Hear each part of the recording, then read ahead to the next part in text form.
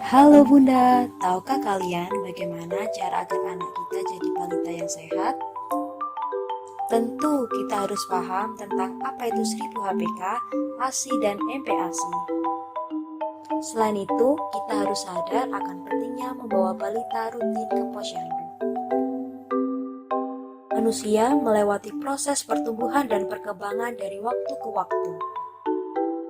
Tahapan pertumbuhan manusia terjadi mulai dari dalam kandungan, lahir bayi, baduta, batita, balita, anak-anak, remaja awal, remaja akhir, dewasa awal, dewasa akhir, lansia awal, dan lansia akhir. Tahukah Bunda bahwa terdapat periode emas yang merupakan jendela kesempatan atau window of opportunity dalam penentuan masa depan si kecil? Apa sih kira-kira periode emas itu? Periode emas biasanya disebut juga dengan fase 1000 hari pertama kehidupan.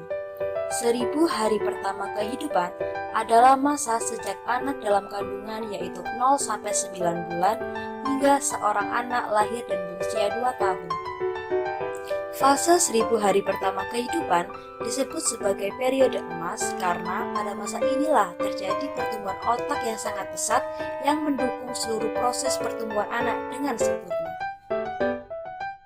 Kurang gizi pada fase 1000 HPK ini menyebabkan pertumbuhan otak akan terhambat dan pertumbuhan fisik juga akan terhambat, sehingga hal tersebut tidak dapat diperbaiki di fase kehidupan selanjutnya.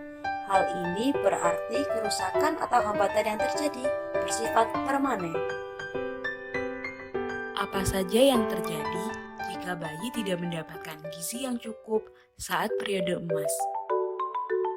Pertumbuhan otak terhambat, anak tidak cerdas. Pertumbuhan jasmani dan perkembangan kemampuan anak terhambat dan anak menjadi pendek atau stunting. Anak menjadi lemah dan mudah sakit. Anak akan sulit mengikuti pelajaran saat bersekolah nantinya. Setelah dewasa, akan sulit mendapatkan pekerjaan atau melakukan pekerjaan dengan penghasilan yang baik seperti yang diinginkannya.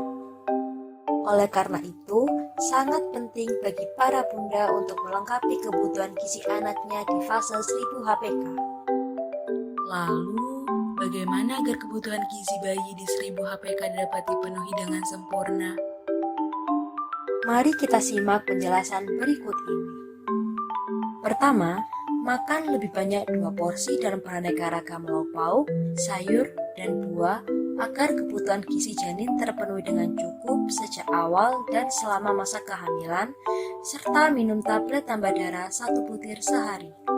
Kedua, hindari pantangan di bawah ini, jangan merokok ataupun hindari paparan asap rokok, jangan minum minuman bersoda, jangan makan mie instan sebagai makanan pokok, hindari makanan berpengawet seperti makanan kaleng, jangan minum minuman beralkohol, dan jangan minum obat tanpa resep dokter. Ketiga, ikuti kelas ibu hamil dan lakukan perawatan payudara untuk menjamin keberhasilan pemberian ASI. Tanyakan kepada bidan atau dokter bagaimana cara perawatannya. Tanpa melakukan hal ini, keberhasilan pemberian ASI dapat terhambat. Keempat, lakukan kunjungan pemeriksaan kehamilan atau antenatal care ke bidan atau dokter umum atau dokter kandungan minimal 4 kali selama masa kehamilan untuk memantau pertumbuhan janin, yaitu 1 kali pemeriksaan pada trimester pertama, 1 kali pemeriksaan pada trimester kedua, dan 2 kali pemeriksaan pada trimester ketiga. 5. Lakukan IMD atau inisiasi menyusu dini langsung setelah bayi lahir dengan meletakkan bayi yang baru lahir di dada ibunya dan membiarkan bayi merayap untuk menemukan puting susu ibu untuk menyusu. Manfaat IMD adalah agar bayi mendapatkan kolostrum atau cairan berwarna kuning yang keluar pertama kali dari ASI yang merupakan cairan berharga yang kaya akan antibodi atau zat kekebalan tubuh dan zat penting lainnya untuk pertumbuhan usus.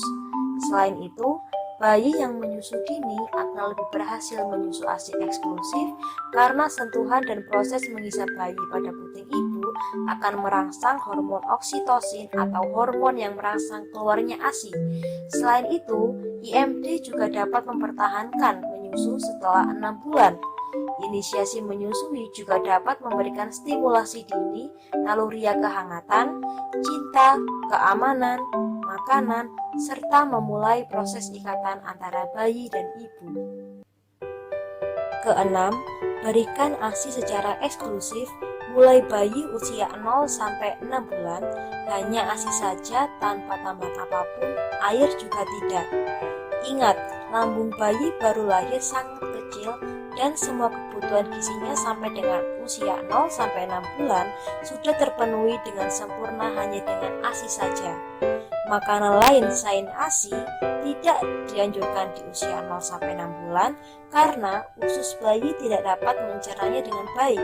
Oleh karena itu, ibu disarankan untuk menyusui ASI eksklusif penuh selama 6 bulan agar bayi terhindar dari alergi dan menjamin kesehatan bayi yang optimal. Ketujuh, setelah usia 6 bulan sampai usia 2 tahun, teruskan pemberian ASI dengan makanan tambahan pendamping ASI atau biasa disebut dengan MPASI. Kedelapan, cuci tangan pakai sabun dengan air mengalir sebelum memberi ASI, sebelum menyiapkan dan memberi MPASI, sesudah membersihkan tinja anak, sebelum makan dan sesudah BAB. Semuanya ini agar bayi maupun ibu tidak jatuh sakit di periode emas ini. Kesembilan, rutin membawa balita ke posyandu untuk dipantau tumbuh kembangnya dan jangan lupa untuk selalu membawa buku KIA ketika berkunjung ke posyandu. Ada banyak sekali kegiatan di posyandu seperti mengukur berat dan panjang bayi, pengadaan imunisasi lengkap sesuai jadwal, menimbang berat balita, pemberian kapsul vitamin A setiap bulan Februari dan Agustus. Kesepuluh, dengan membawa balita ke posyandu, diharapkan anak mendapatkan imunisasi dasar lengkap sesuai jadwalnya dan mendapatkan kapsul vitamin A setiap 2 kali dalam setahun. Dengan demikian, penting sekali untuk membawa balita rutin ke posyandu tiap bulannya. Selain itu, dengan rutin ke posyandu, orang tua juga bisa berbagi pengalaman mengasuh anak dengan orang tua yang lain. Orang tua dapat berkonsultasi dengan kadar posyandu dan tenaga kesehatan apabila ada.